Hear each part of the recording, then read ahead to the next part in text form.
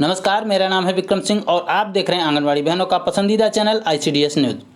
बहनों, आज की इस वीडियो में हम आपको जो खबर दिखाने जा रहे हैं उसे आप लोग ध्यान से ज़रूर देखिएगा, क्योंकि आज की इस खबर में हम आपको सरकार की जो गलत नीतियां हैं, सरकार के जो वेतन आयोग की नीतियां हैं, उसकी सच्चाई से आपको रूबरू कराएंगे।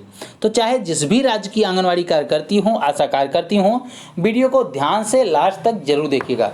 पहले आप ये हेडलाइन देखिए, आपकी स्क्रीन पर दिख रहेगी कि मुख्यमंत्री का वेतन 1.90 यानी कि 1,90,000 से बढ़ाकर 3 लाख रुपए महीना, और मंत्रियों का वेतन जो था 1.65 यानी कि 1,65,000 से बढ़ाकर 2,70,000 रुपए कर दिया गया।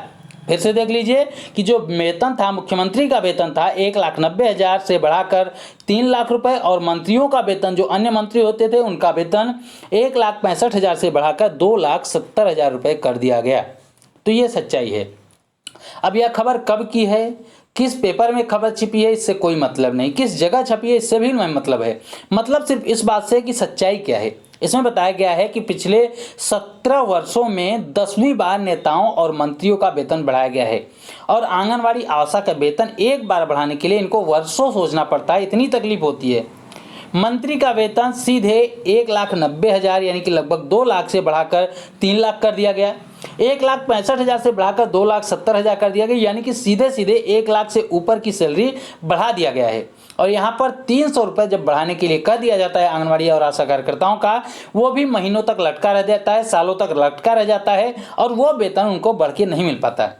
जितना एक महीने के वेतन मंत्रियों के हैं, एक मंत्री का जो मुख्यमंत्री का वेतन है लगभग 3 लाख रुपए है, उसी के आसपास अन्य मंत्रियों के भी वेतन है 2,70,000 बताया जा रहा है। तो जितना वेतन एक महीने के एक मंत्री का है, उतना अगर एक आंगनवाड़ी कार्यकर्ती के वेतन को देखा जाए तो कम से कम 2 या 3 सालों में उतना वेतन वो कलेक्ट कर पाएंगी जितना कि मंत्री लोग एक महीने में कर लेते हैं।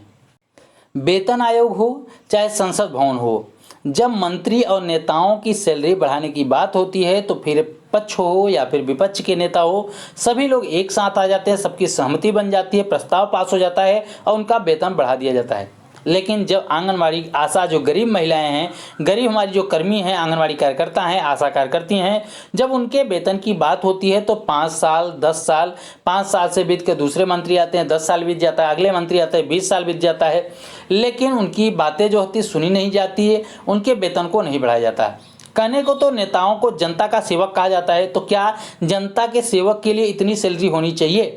और अगर इतनी सैलरी होनी चाहिए तो हमारी आंगनवाड़ी कार्यकर्तियां, आशा कार्यकर्ताएं भी तन मन धन से समाज की सेवा करती हैं, जनता की सेवा करती हैं, तो इनको भी इतनी ही सैलरी मिलनी चाहिए। हमारी वीडियो बनाने का एक ही मकसद है, हम अपना जो वीडियो बना रहे हैं, एक वीडियो बना रहे हैं, इसके लिए सिर्फ एक ही मकसद है कि जब आंगनवाड़ी और आशा, उनको वेतन देने की बात होती है, उनके मेहनत का पैसा देने की बात होती है, तो बजट नहीं होता आपके पास। लेकिन जब आंगनवाड़ी कार्यकर्ताओं के अलावा जब ये नेताओं के वेतन बढ़ाने की बात होती है, तो ये पैसे कहाँ से आ जाते हैं? हम तो लाख रुपए की मांग नहीं कर रहे हैं। हम नहीं मांग कर रहे हैं कि मैं 50,000 रुपये सैलरी दिया जाए, 1 लाख दिया जाए, 2 लाख दिया जाए।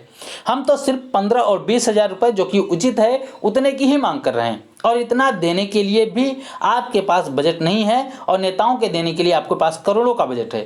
पिछले 2 महीने में पंजाब सरकार जो है, पंजाब की बहनें, हमारी आंगनवाड़ी बहनें, लगभग पिछले 2 महीने से लगातार धरना प्रदर्शन कर रही, मंत्री की कोठी का घेराव करके बैठी हैं, लेकिन सरकारें सुनने को तैयार ही नहीं है। शायद जो कुंभकर्ण होता था, जो सबसे गहरी निद्रा मानी जाती थी, उससे भी गहरी निद्रा में सो रही सरकार यहाँ सुनने को तैयार तक नहीं है।